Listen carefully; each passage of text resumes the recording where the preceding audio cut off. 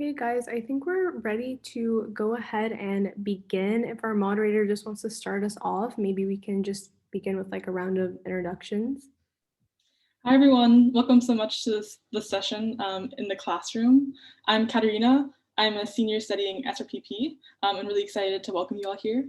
I'm going to start off by having our panelists introduce themselves before we jump into all about what happens inside the classroom. Tom, can you start? Yeah, hi everyone, my name is Tom. I'm a senior from Lebanon. I study literature after changing my major many times, and I minor in natural sciences, and I'll be going to grad school for comparative literature. Great. Miriam? Hi everyone, my name is Miriam. I am a double major in electrical engineering and computer science, and I'm a senior, and I'll be heading for grad school in electrical engineering for a PhD. Great. And then Professor Waterman? Hi everybody, my name is Brian Waterman, and I met you before at Canada Weekend, but it's nice to have you back, and I look forward to chatting with you guys today about curriculum and experience in the classroom. And then Matt, please introduce yourself. I jumped the gun there. Hi, I'm Matt Carew. I'm a lecturer in engineering design here, and I run the engineering design studio, which many of you maybe, if you came for, it depends on when you were here, if you ever came here, have seen the place. We are sort of working to support students doing crazy projects, and so look forward to sharing how far we've taken the classroom outside of the classroom.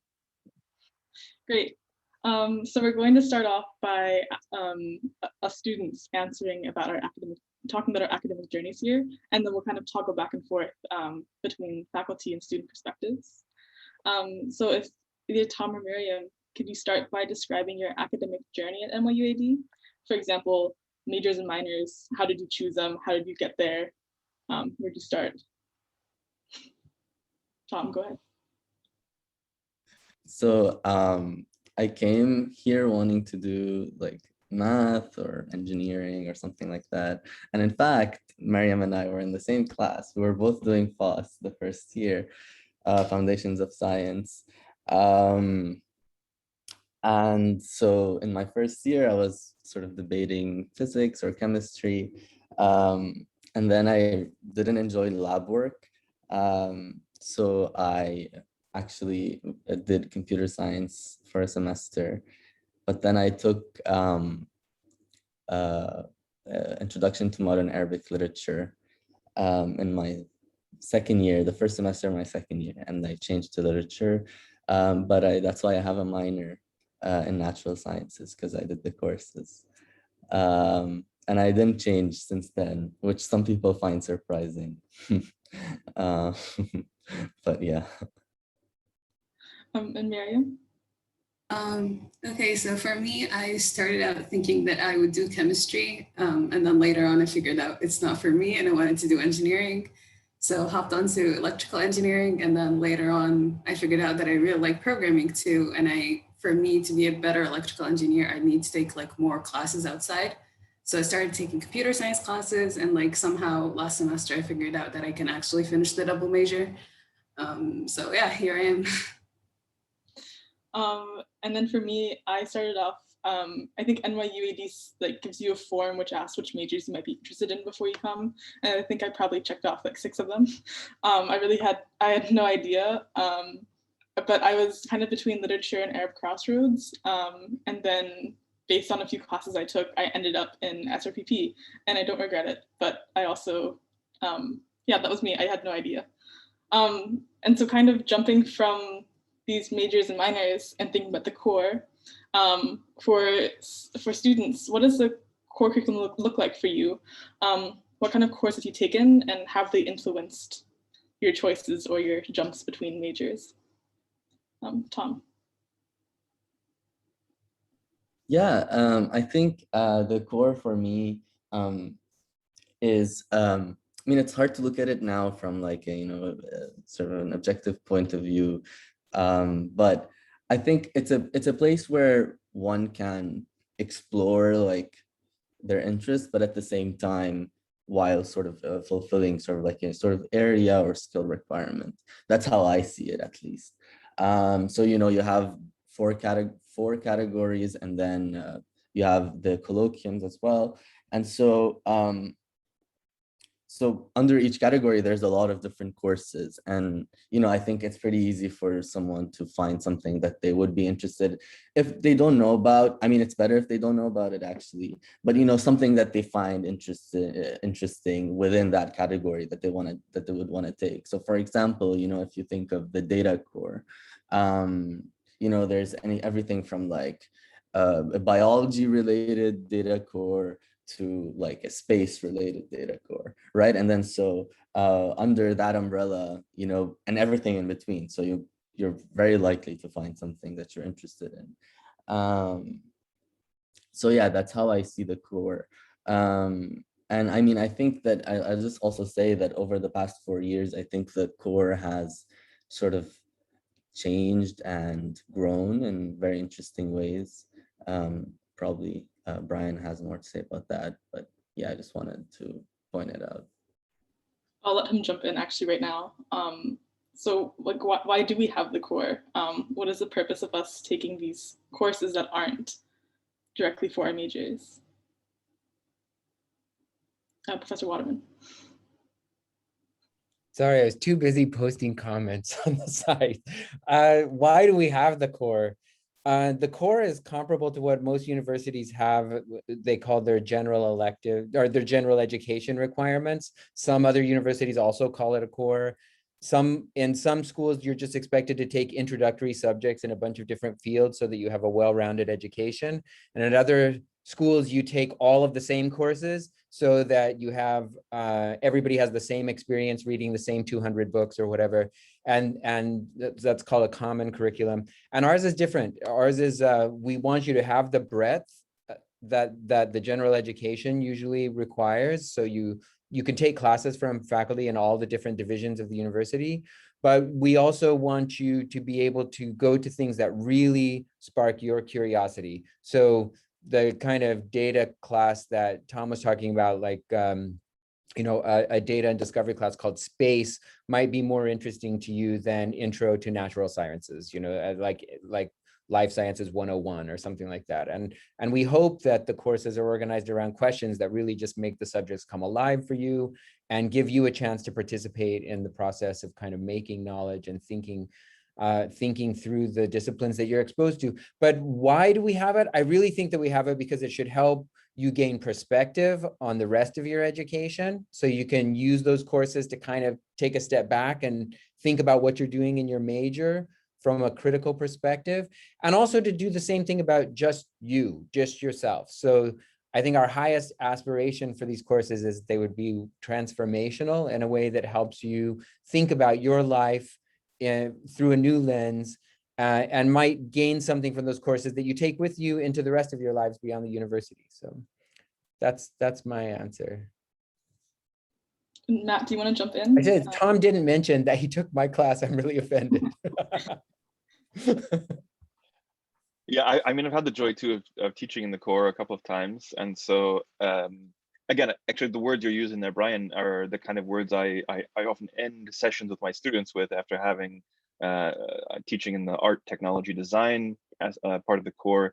Again, it's a sort of intentional open-endedness with which I approach the way students are working on projects, so that they find out that actually the goal is in fact that they find the structure that most appropriately suits the way that they're thinking about something. And so, and again, like I say to them, the goal isn't that the outcome of the class is the thing you made, it's that you've felt what it feels like to make your own path, right? And so in a class like that, that's much more focused on creation as opposed to necessarily kind of historical reference, we're actually, again, give complete freedom to say how we go forward with this. And usually the goal is the faculty would tell you, here's your checklist of things you must do, right? And in this kind of class, it's actually you providing the checklist and telling me what is the checklist, right? And so in that sense, it does for me highlight exactly that aspect you're pointing out, that you walk away from this hopefully feeling like it was a weird experience that you'll understand one day, right? You'll kind of look back on it one day and get why that might have been an important way to have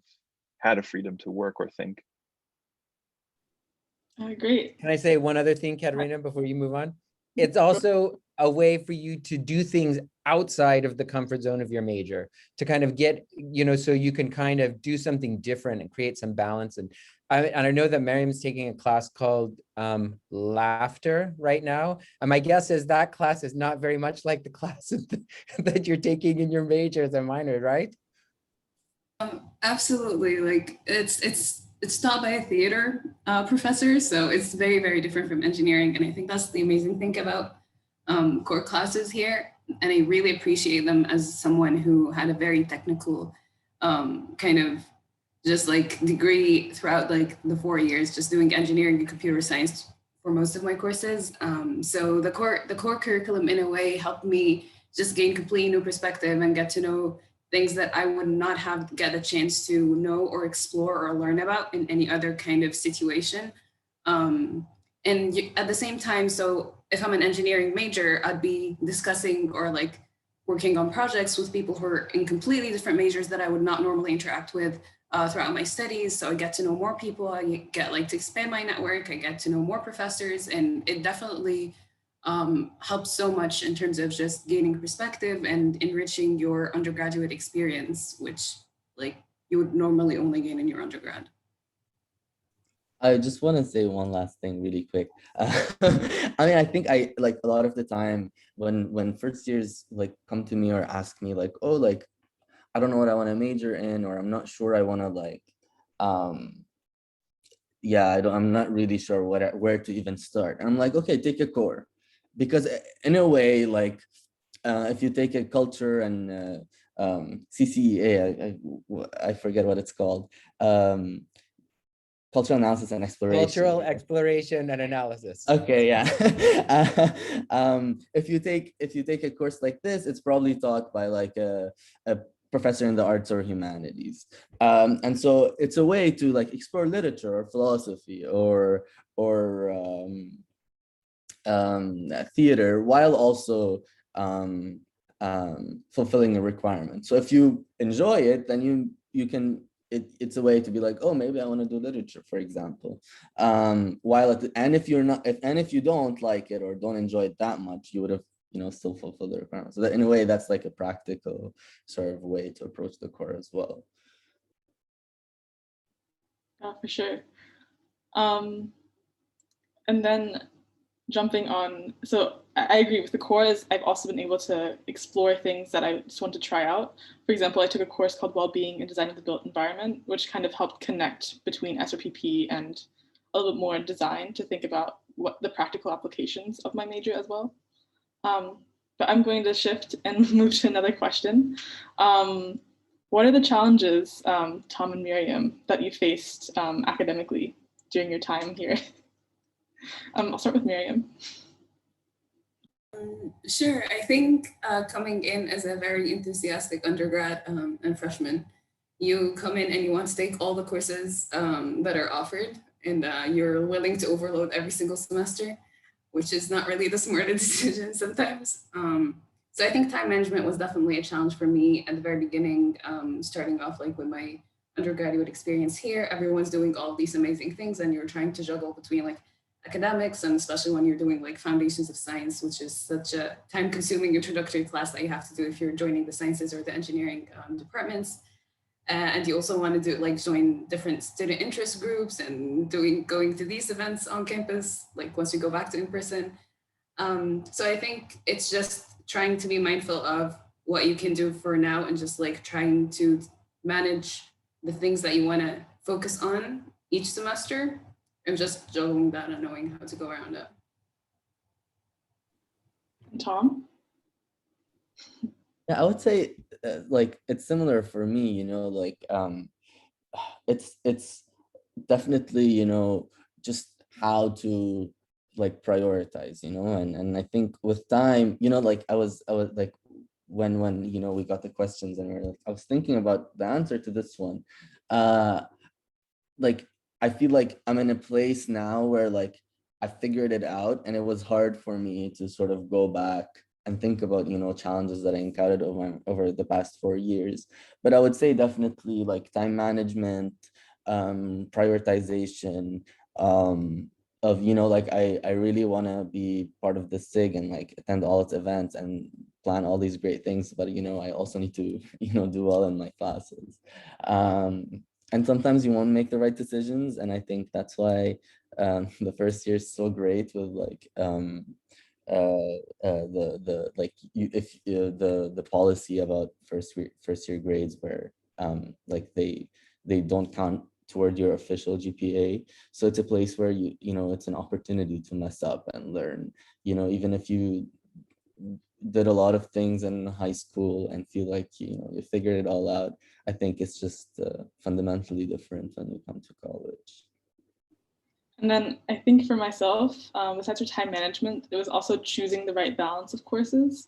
For example, taking 4 incredibly reading intensive courses is not always the best decision. You want to kind of balance what your brain is doing, I think. And so for me, it was figuring out which class, like the balance between classes, but also the workload, or rather there's less assignments than in high school in terms of less frequency, but they are bigger, or they're expecting you to write more. That was an adjustment for me. And then for everyone, I'll start with Brian. Describe education at NYU AD in approximately 3 words. Wow. So, education itself at NYU AD. I think it's open-ended. That's one word because I hyphenated it as an adjective. And meaning I think that the curricula in most majors and also in the core are, you know, subject to change. And I think we really listen to students and faculty. And as the institution continues to grow and change, so does the curriculum. And I think that's something that Tom mentioned earlier. Okay, 2 more. This is supposed to be a question that makes you only say 3 words.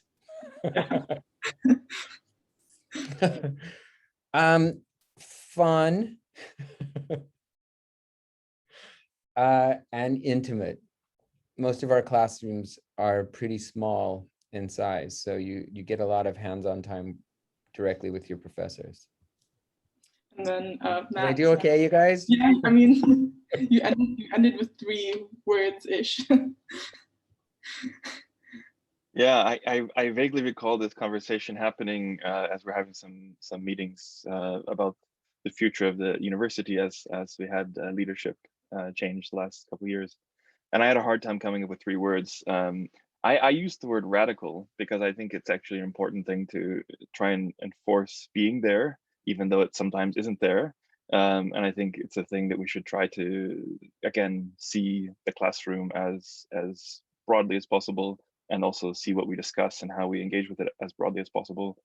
And I think it's resilient, I think, in some way too. So I think the idea that despite changes through semesters and whatever, we build a sort of resilient environment for learning. And I think it's also, again, I don't know, on you. I think it's your responsibility. I think it's education at NYU. It's actually it's what you make of it, because if you go through and strictly do all the credits, you will do everything that's necessary to demand that NYU hands you a degree at the end. But I can't guarantee you will have had the experience like someone who actually navigated it with intention and meaning and sort of something they had something they wanted to get out of it, right? So you can meet the requirements, and it's not the same as actually having an NYU experience. Tom, how would you describe the education here? Yeah, so I'm only gonna say the 3 words, no explanation. Interdisciplinary, crazy, and fun. I know, Brian, I also had that before you said it. So yeah. And then Miriam. For me, it's interdisciplinary too, just as Tom, eye-opening and hands-on. And then for me, similar to eye-opening, for hands-on, I think it's immersive in some ways. it's challenging, and it's also inspiring, at least, again, depending on what you make of it. And then, so Miriam and Tom, what are your interactions with professors like, or your relationships? How easy is it to talk to someone one-on-one? How do you interact with professors? Miriam, you can start. I mean, Matt was one of my instructors, so hi, Matt. It's very easy to talk with professors here. They're very friendly, very approachable. Whenever you have questions, whether you want to have like just a very normal casual chat, or if you need help with your academics, it's just, it's a very small environment. It's quite of a small environment in a small school, and that helps you to just like have this kind of very one-on-one kind of interaction with the professors more frequently. Professors get to know you by name in most of your classes, especially like when the class is like 15 people or less. I had a class where we were literally 3 people in the classroom.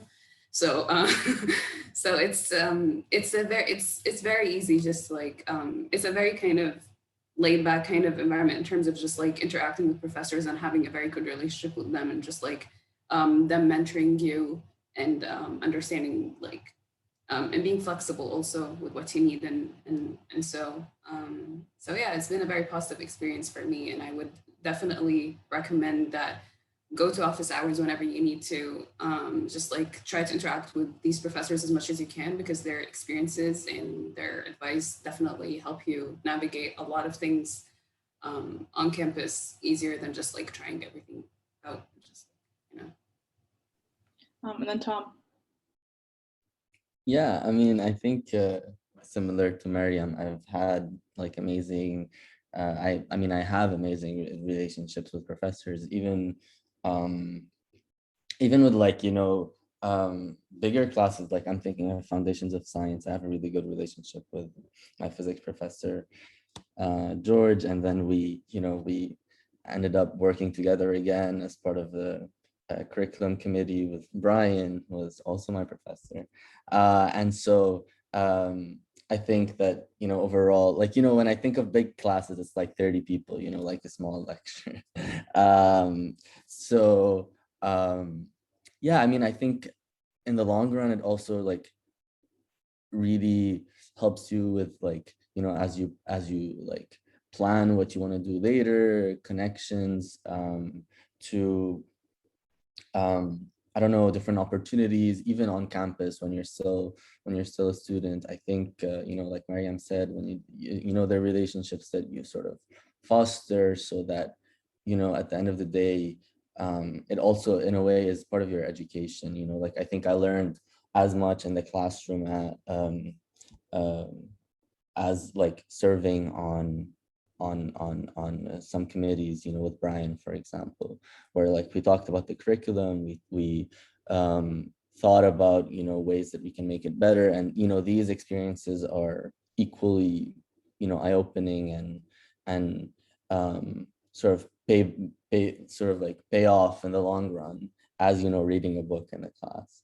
And so, yeah, I think, you know, I mean, it's hard to imagine it otherwise, you know, but like, I don't know, I go to coffee with like my professors, we just like Zoom casually, you know, and I think just having that relationship is so rare, even though, you know, it's so commonplace here.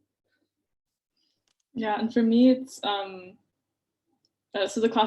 my classes have always been under 20 people, even with 5 in one course. And so it's made getting to know faculty a lot easier, except I do admit that I think at the beginning, it's very intimidating to like reach out. And so often faculty members will like make you go to office hours for the first time. And I think that's a good first step in seeing like how does one like approaching a faculty member. But in general, all faculty members are, in my opinion, in my experience, are quite open to having conversations about what you're currently learning, your future, about a random project. And so it's really kind of what even Matt had said, it's about what you make of it. So a lot about NYU AD is, I think there's a lot of opportunity out there, and you have to choose it, you have to grab it, you have to, yeah, it's what you make of it, really. But then especially with, for me, with Capstone, which we'll be talking about soon, that's an experience where it's just me and my advisor essentially. And so we meet weekly for an hour. Others meet, of course, less, some more. And I think that's really like helped foster that relationship as well. And then so jumping smoothly into Capstone, I want. Can I say one thing about that, Katarina? Can I say one thing? So like, I mean, because you're on a committee that I run, Tom's been on a committee that I run, Miriam hasn't been on a committee that I run, but that's okay. But it's just coincidence too. But like, my answer to this question would be like, when I traveled to Beirut, Tom was like, you have to meet my family. And I did. And I went to dinner with his parents. So that's the answer right there. Yeah. And so for example, I've never had Brian as my professor, but through everything I do outside of the classroom, I also get to meet other faculty members. So there are faculty members who I've met and have interacted with, perhaps been on projects with, that I've never been taught by them. And so about Capstone, so for the students to tell us about your Capstone projects, but then for the faculty members, if you could describe a Capstone project you really liked. So I'll start with you, Matt. What's a Capstone project or projects you really liked? So for me, I've had the joy of advising Capstone students in engineering who don't want to conform. And so conformity in engineering means taking one of the list of capstone projects provided to you by faculty members. And I have attracted magnetically students who don't want to do that and who would instead like to go from scratch and do their own thing. And so I think one of the more interesting ones that came up recently in that category was last year, I advised a group of students who started off with the idea that they wanted to deal with the ways that engineers could somehow assist with the challenge of microplastics in the ocean. And again, if anyone's watched Seaspiracy lately, maybe that's not a big problem anyway, but the idea of microplastics in the ocean was their initial proposal. And the beauty of it was they went from this idea of microplastics in the ocean to eventually doing remote sensing using data from satellites about mangrove health in Abu Dhabi and Mumbai, and trying to develop software tools to help urban planners and coastal developers make better decisions based on that. And so they went through this entire process, but also learned how to maintain the relationship with the powers that be who manage the capstone process to say, we're still working on this, right? And not ever giving up on it, to say, okay, they told us we need to hand in a report. We're not ready to hand in the final report yet. Should we just go back to should we just borrow someone else's capstone idea and work on it, and then we'll be able to create the report? And for them to learn how to navigate that process, to say there are unknowns, there's a final point when you need to be done with this, but there are a lot of stopping points along the way where you actually can share your progress and things and change things, and understand it doesn't have to be perfect from the beginning, because there is sort of a kind of beautiful I think a beauty in that process that they learn to navigate. And I think there is also an opposite, as the anti-beauty to that, which is sort of the ugliness of in engineering, the idea that we actually insist students know the answer right away. And I think it was great to see engineers both find a really nice project at the end, but also realize that they don't have to act as robots and purely have the answer from day one, and actually go through a process, because there is a weird sense in engineering that you're supposed to already know what you're doing, you should have it ready, you should have the answer and be done with it, and none of this loosey-goosey exploring ideas. And so I help them be loosey-goosey. I think that's the idea that, you know, engineers who are able and comfortable to navigate the sort of complexities of not knowing are better engineers. And so I'm very proud of those students for having gone through that process, and it made me very proud to see them uncomfortable many times, but kind of reaching a level of comfort at the end. Great. And Brian? I feel really lucky that I've been able to see a lot of student capstone work from across all of the divisions. And so one thing to say about it is that it really varies. I mean, from major to major and program to program and student to student, or team to team, if you're working on a team-based or a partner-based capstone, you know, the work will be very, very different. They have in common that it's going to be super intensive. You spend your whole senior year, you know, digging in deep. You worry a lot about it. You sweat a lot about it. It is in many ways a culmination of your undergraduate experience.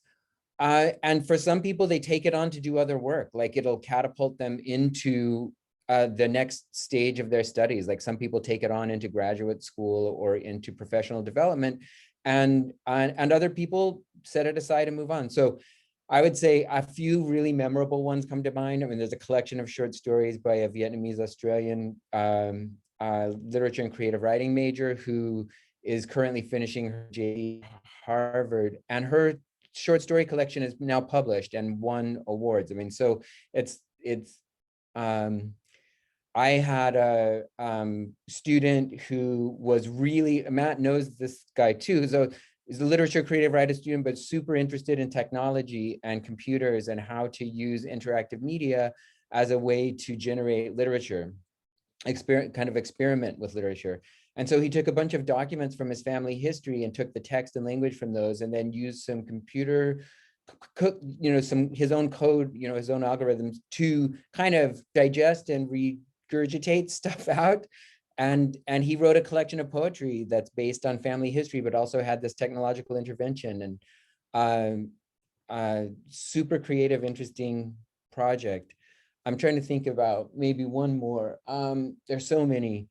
I advised a journalism capstone on Turbo Folk, which is a genre of popular music from the West Balkans. It was more kind of literary journalism and music kind of analysis and kind of personal essay. It was like really amazing. And that student also went on to law school.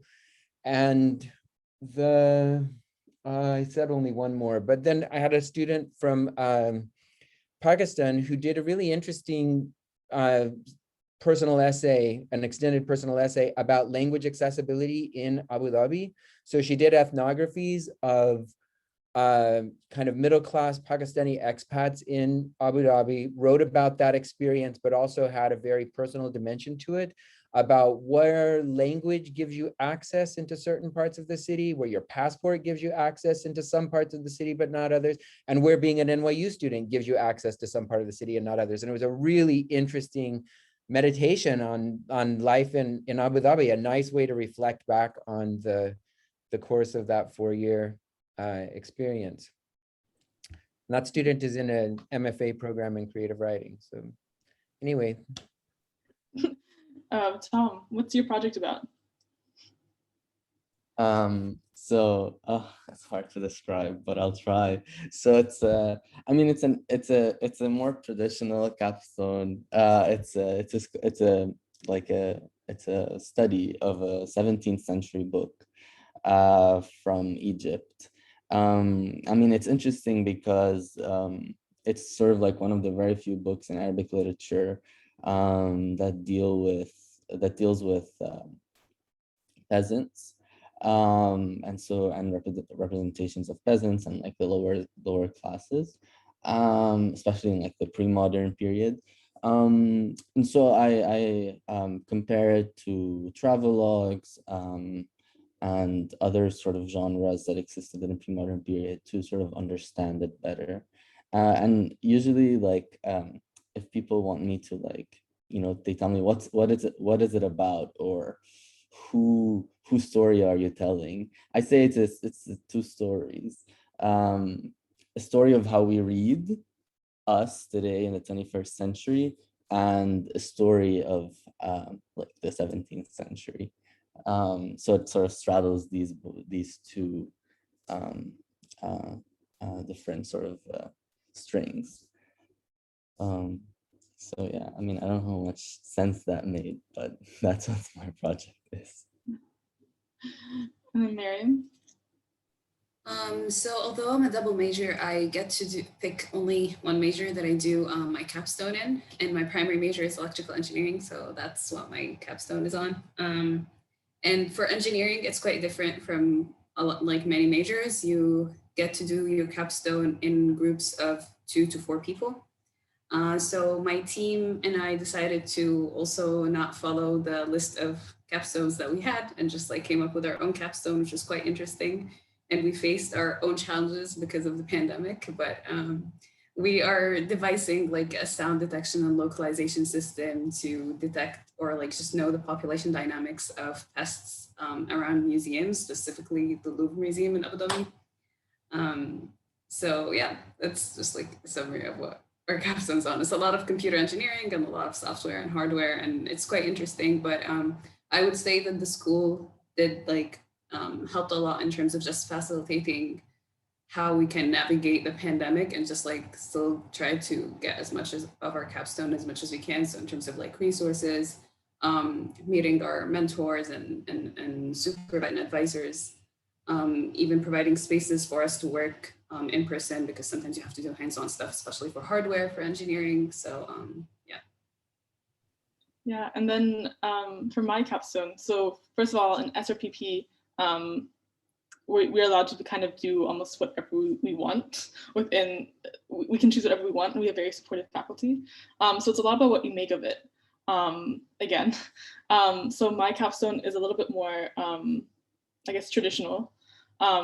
It's, for me, it's really like culminating the things that I have learned over the past 3 years. So I'm using interviews, but then also a survey with an experimental component to look at whether there are differences in in how people apply to jobs, or in like their willingness to apply to jobs, or how likely they are based on certain factors, and looking at Abu Dhabi.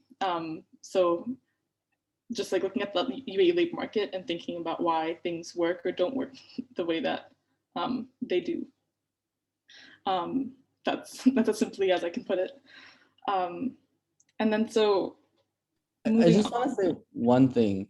I mean, I also think like it's worth noting that I think, you know, parts of my capstone sort of made it into graduate school applications. And even though that's that may or may not be sort of, you know, the thing that I'm going to do for the rest of my life, it still was, you know, sort of like an important a factor into like, you know, writing my personal essay and sort of developing I don't know, just as sort of a scholarly stance on certain things that, you know, is definitely important and helpful as you sort of move on to do your graduate studies. So, or I mean, yeah, work even. So yeah. Yeah, and for me, capstone really got me into research. I've always been interested. I always liked projects and learning things in a project-based way, in a way where I can lead it a little bit with the support of my advisor. But I've decided that research is something that I'd like to continue. And I think a lot of that has to do with capstone and the way that my advisor has advised me through the process. And so for Brian and Matt, how does NYU AD compare to the other institutions where you've worked? Start with Matt. Yeah, so I've worked at a number of different places, both in the US and Europe. And I think the key thing here is it's a double-edged sword. Everything is beautifully organized in a way that the university provides in so many ways for so many people, both students and even the faculty enjoy a really sort of well-oiled machinery around them. And I think this is good and bad. I think the good thing is that, of course, it means you have a lot of things moving, but it means you also don't necessarily ever engage with the grit, right? You don't actually ever get polished because of the sort of challenges you face along the way. So in my mind, it's a beautiful institution in that way. It's so easy, everything moves so smoothly. But again, I think that's when I say radical and describing the place, I think that's the key thing that we want to sort of add in a little bit of grit from time to time to make sure we're not just you know, sliding through this without any sort of extra effort. So we actually kind of want to seek out opportunities to actually make sure we're not just having it too easy, right? And I think this is a thing that is a recurring theme I see with students as well, to say, you know, you want to, you know, make sure you're getting the most out of the experience, whilst also sort of paying attention to make sure you're not getting too comfortable in everything just happening super smoothly. So I've worked at places where obviously it's harder to interact with faculty, it's harder to get things done, it's harder to, again, make changes to programs that have existed for centuries, whereas we've existed for a decade. And I think, you know, those ideas too, I think that, you know, we are still retaining and holding on to some aspect of a startup spirit of university, whilst also bringing in the institutional frameworks that are common in other universities. And so again, as I keep using the word radical, for me, it's the idea that we still retain that, with that sort of hands-on, that radical sense that we came here to make something different, and we have the goal to be different throughout our lifetime of a university. And I think that's an aspect that I think most other universities don't have the freedom to hang on to, because the person who comes in as a faculty member came into an already existing centuries old institution, and we have a sense that the people who created this place are still here, right? And I think that's a nice aspect of what it is to be here. And Brian? That's great. So this is my 20th year at NYU. I'm just finishing up 2 decades here, and it was pretty much my whole career. Now I'm getting to a place where I could say the second half of my career has been at NYU Abu Dhabi. The first half was in New York, and I have to say, like, I love both institutions. They are part of one big institution, but NYU AD has its own character, its own flavor.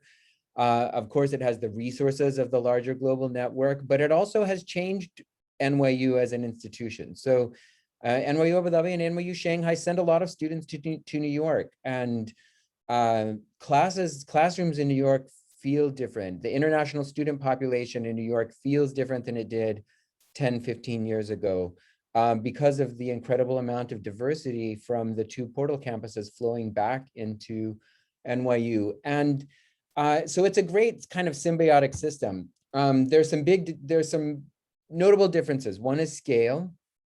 So I used to teach classes with a couple hundred students in them, and then I would have like a seminar. But a lot of my classes had a couple hundred students and some teaching assistants, and I didn't grade the papers directly. And I got to know a small handful of those students over time. And so every year at commencement, I might have, 3 or 4 students who are graduating who really meant a lot to me, like people I had really worked with. Maybe I had a couple classes with them, and I knew them over time. But at NYU Abu Dhabi, that really multiplies like crazy. It's like every time we have commencement, I spend, an hour and a half after it's over trying to find everybody, everybody who means something to me. And that's, that it just means that the intimacy and the smaller scale means more exposure to more incredible people, and just, the kinds of people that I'll want to know for the rest of my life. And and it's true. I mean, I have a really vast network of NYU AD alums who are, who mean a lot to me and who stay in touch, and are people that I feel like I will know for the rest of my life. Yeah, great. So we got a community question that was upvoted in the community, in the chat somewhere on Pathable. And it asks, how does the Abu Dhabi community supplement what is learned from the classroom? Anyone can jump in, I'd say, to start. Go ahead. I would say not every class, but some classes, and not every professor, but some professors make use of the city as a learning laboratory. So we do have courses that are designed specifically to get you out into neighborhoods, and courses on street food in the first year writing seminars, with courses on architecture and design in UAE cities. And so across the disciplines, there are opportunities for what we call community-based learning, a lot of field trips, but sometimes even much more intensive engagement than that. And so my advice, though, is often that you have to be the kind of student who wants to seek that out to really get it. It's very easy to kind of remain in the comfort of the Saadiyat bubble, we sometimes call it, remain in the comfort of campus. But if you really want that to be part of your education, you can make it happen. You can look at resources that are, that are online. You can look at back issues of the Gazelle about find places to go have coffee or to get out or do study, take the bus into town, walk around, explore, take pictures, do what you want to do, or find friends who live here and who grew up here, and find ways to make use of the knowledge that they gained as part of their pre-NYU AD lives in the UAE. And Matt, do you want to jump in? Yeah, I would say exactly the same thing. It's the Saadiyat bubble is a comfort zone that again, it's a well-oiled machine that keeps you here, and it's up to you then to find the ways in which you get into the city. I was just about to share my Google map that I've made over many years. It just has every little pin dropped where places are interesting in the city. And again, the idea that there are people supporting you getting out into the city. There are hidden gems that are out there. There's you know, for us in classes that I teach, I don't have any specific curriculum that relates to Abu Dhabi's structure or history or anything like that. But students have found ways. Again, I have a class right now on design, and there's a student who's actually looking at kind of envisioning the future of super blocks in Abu Dhabi. Again, a concept that feels very dated and feels very not future thinking, and thinking about what that actually would look like if there were a certain transformation. So given certain scenarios in the future, what do super blocks become? And then I've had students who've also in a course on engineers for social impact.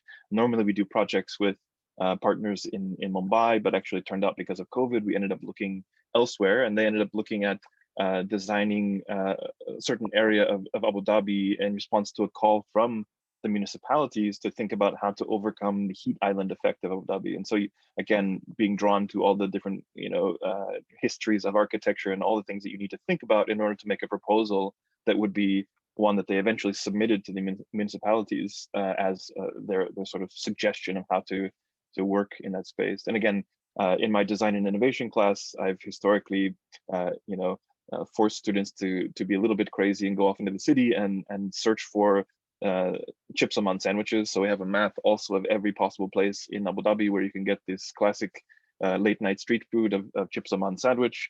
And again, in the class, they were then given the task to redesign that recipe, to say, as an engineer, your job is to come up with recipes, and not literal recipes, but in this case, yes, a literal recipe, and cook it in class.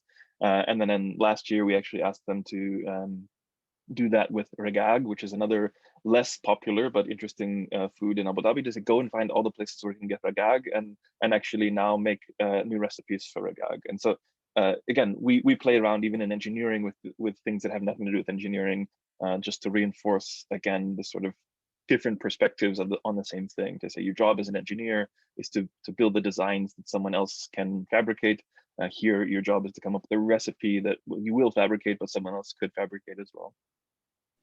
Yeah, and then for me, so there are those direct experiences in classes, and of course it's not all classes, but it's some. Like for example, right now I'm taking a course on Gulf literature in a J term where it was about the design of cities. We didn't only talk about Abu Dhabi, but we went and took walking tours of the city. But for me, it's I've been very active off campus in terms of doing a lot of volunteering and really actively trying to learn about the city and the place.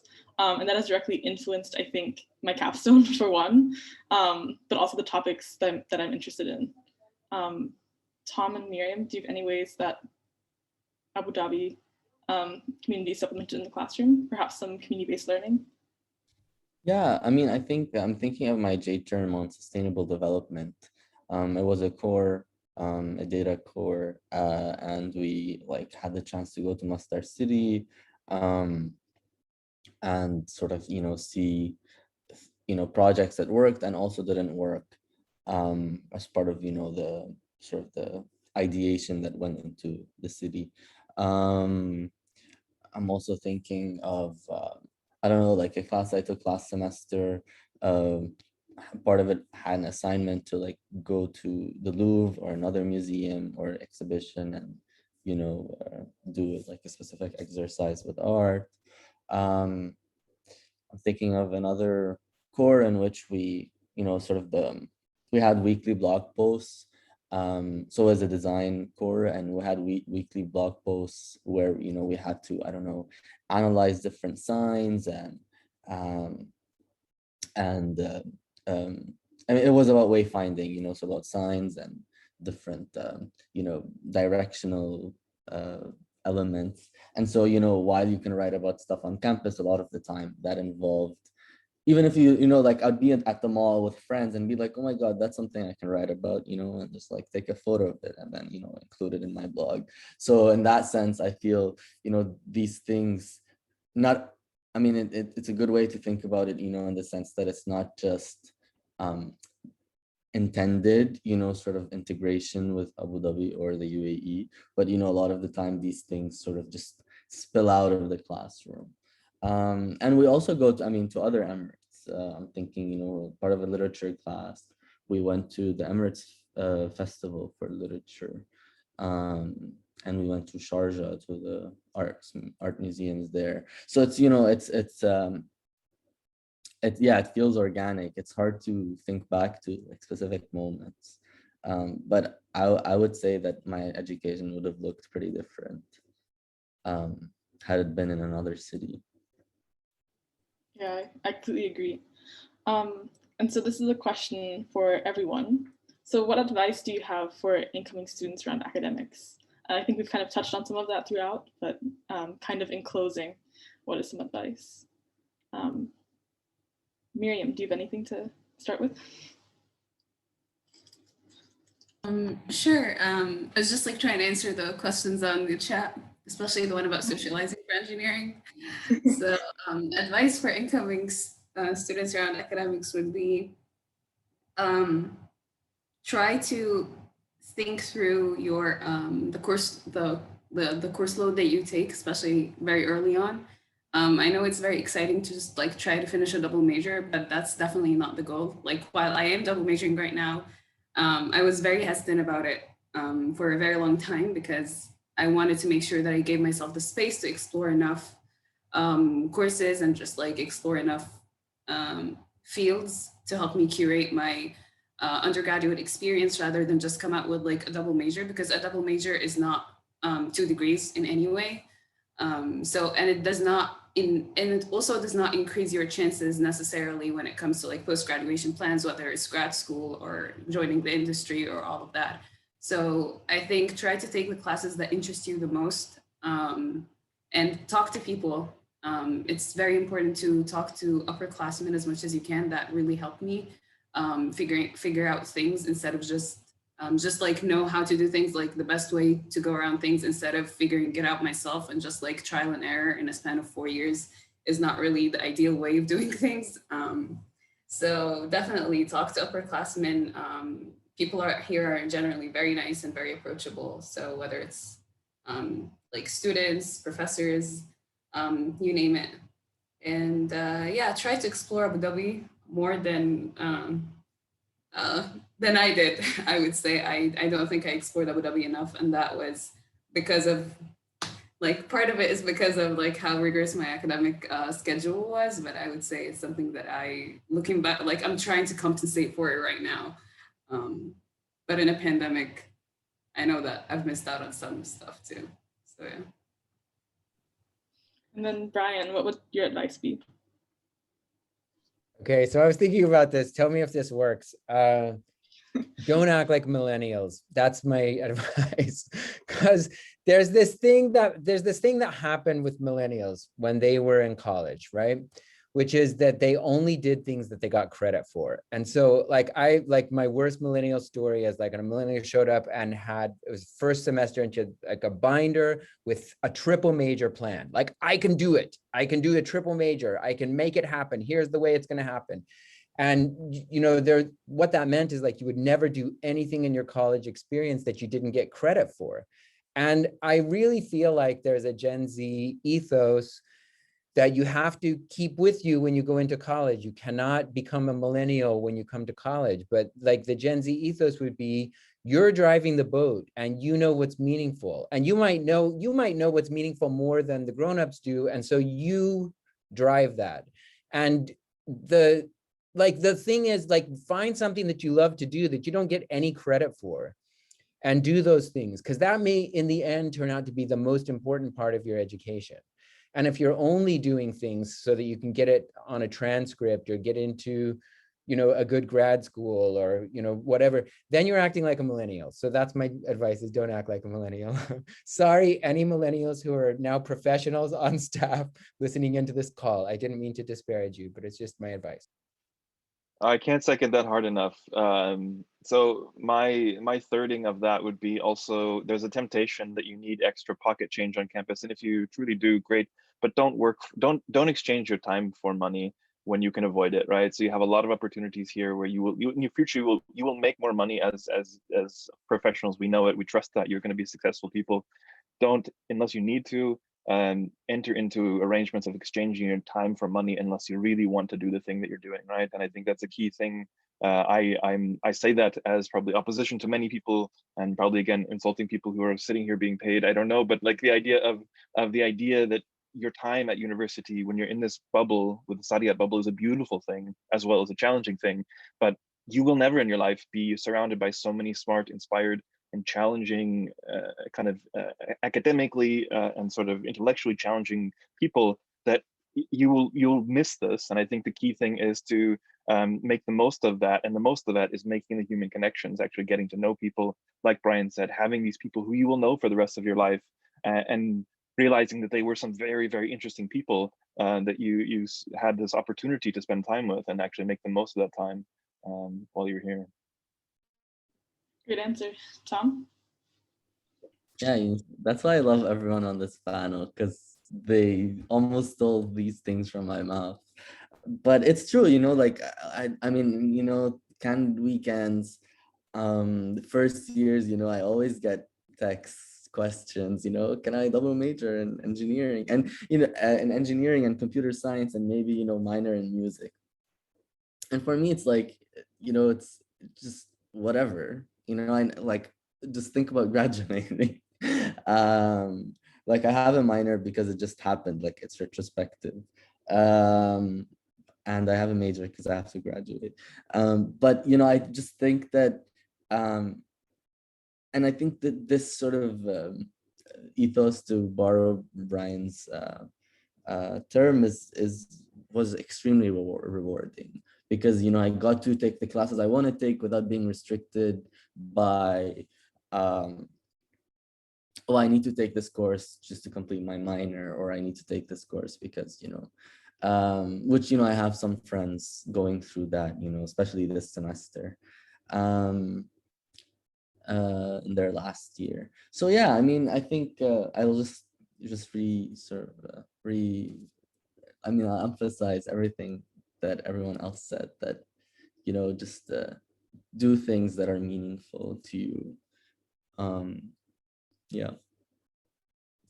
Yeah, I totally agree with everyone. And there's so much opportunity and possibility here, I think, that you drive the boat. And I think that can be intimidating sometimes, but ask upperclassmen, ask professors who you trust, and think through what you want to explore, or how you can explore it. And also that your education doesn't stop in the classroom. I think there's so much learning that happens outside as well, and they complement each other. Anyways, any last words? Go for it. If not, this is the end of the session. So thank you for joining us, everyone. Thank you, everybody.